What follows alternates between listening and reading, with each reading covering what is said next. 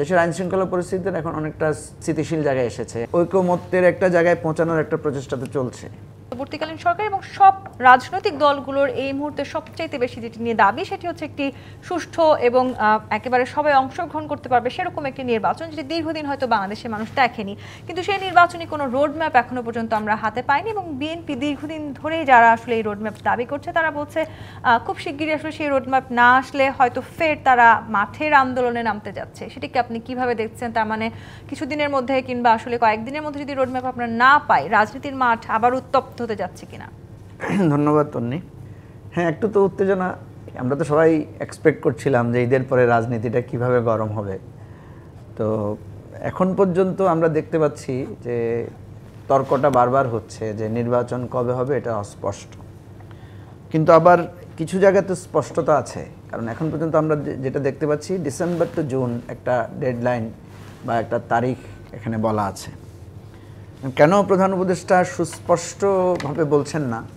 কারণ আমরা দেখেছি যে এখন কাজ তো কিছুটা কমে এসেছে, অর্থাৎ কিছুটা দৃশ্যমান। আপনার সংস্কারের যেমন আগামীকাল আমাদের সাথেই সংস্কার কমিশনের ঐকমত্য কমিশনের মিটিং আছে, তো ঐকমত্যের একটা জায়গায় পৌঁছানোর একটা প্রচেষ্টা তো চলছে।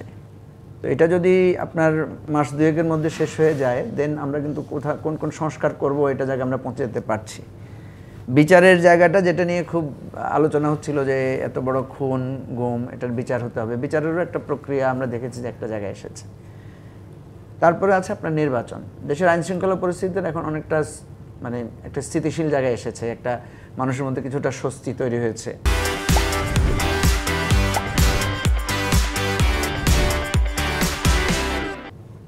তাহলে এই তিনটে জিনিসের আমি একটা স্পষ্ট রোডম্যাপ দেখতে আমি কোনো বাধা দেখি না।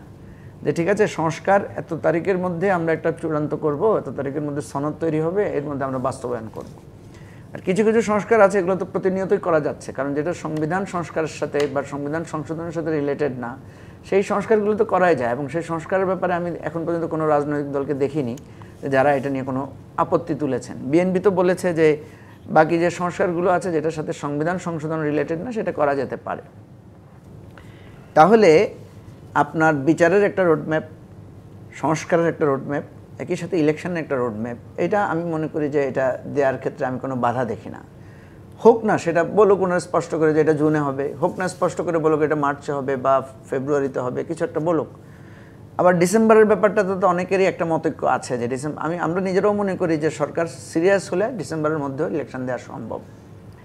এখন এই বিষয় নিয়ে যে ধরনের বাকবিতণ্ড আমরা দেখতে পাচ্ছি, বিশেষ করে যে বিএনপি যে কথা বলছে যে আন্দোলনের নাম্বার হুমকি দিচ্ছে বা আন্দোলনে যাওয়ার বিষয়, আমি তো এই আন্দোলনে যাওয়ার বিষয়টাকে খুব বেশি যৌক্তিক মনে করি না। কারণ এই যে ধরেন আমরা যদি এখন এখানে টকশোতে বসে একটা যৌক্তিক আলোচনা করি, এটা কিন্তু আগে কিন্তু মানুষ টকশো দেখতো না, আগে এই ধরনের আলোচনাগুলো গুরুত্ব ছিল না, এখন কিন্তু যথেষ্ট গুরুত্ব আছে। বিএনপির একটা প্রেস কনফারেন্স তো 10টার জনসভার চাইতে শক্তিশালী, যদি সেই জিনিসটা যৌক্তিক কথা দিয়ে সে তুলে ধরতে পারে। এটা তো এমন না ধরেন আপনি কালকে 10,000 লোক নিয়ে মিছিল করলেন বা 1 লাখ লোক নিয়ে মিছিল করলেন যে আমরা নির্বাচন চাই ডিসেম্বরে, তো পরশুদিন যদি আরও 1 লাখ লোক মিছিল বের হয় যে না আমরা নির্বাচন চাই না, যে একটা কথা তো উঠেছে এই টুকটাক হালকা পাতলা যে ডক্টর ইউনূসকে আমরা 5 বছরের জন্য চাই, কে বা কারা বিভিন্নভাবে কথাগুলো তুলছেন।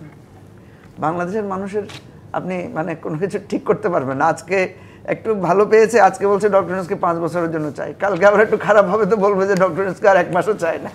তো এই ধরনের ঘটনা তো আমরা জানি অতীতে হয়েছে বিভিন্ন বিষয়। তো সেজন্য আমি যেটা মনে করি আন্দোলনের জায়গায় না গিয়ে আমাদের যে জাতীয় ঐকমত্য কমিশনের জায়গায় আছে সেখানে আমরা বসে আলোচনা করি। আর আমি যে জিনিসটা বারবার গুরুত্ব দেই, রাজনৈতিক সমাধান কিন্তু অনেক সময় পাবলিক স্ফেয়ারে হয় না, কখনো কখনো পর্দার অন্তরালে এটা সেটেল করতে হয়। পৃথিবীতে বহু জায়গায় আপনি দেখবেন আন্দোলন, ডায়ালগ, আলোচনা এগুলো হয়েছে। যে জিনিসটা গুরুত্বপূর্ণ সেটা হচ্ছে এখানে বেসিক্যালি বড় বড় স্টেক হোল্ডার কিন্তু বেশি না। বিএনপি একটা বড় স্টেক হোল্ডার, আমাদের ছাত্র অভ্যুত্থান যারা ঘটিয়েছেন এদের একটা নতুন দল বা একটা অ্যালায়েন্স আছে, তাদের একটা আছে।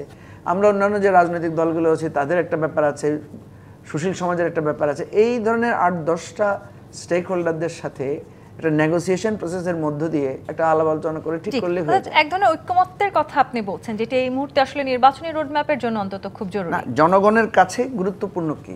জনগণের কাছে তো কোনোটাকে আলাদা করা যাবে না। আপনি এখন পর্যন্ত কারো কাছে শুনেছেন যে সংস্কার চাই না?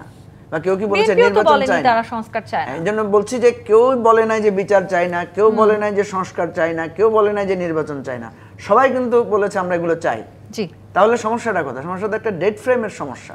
তো এটা আলোচনা করে একটা বার্গেনিং করে একটা ডেট ফ্রেমে একটা গেলেই তো হয়ে যায়। আমি এটার মধ্যে তো খুব জটিলতা দেখি না।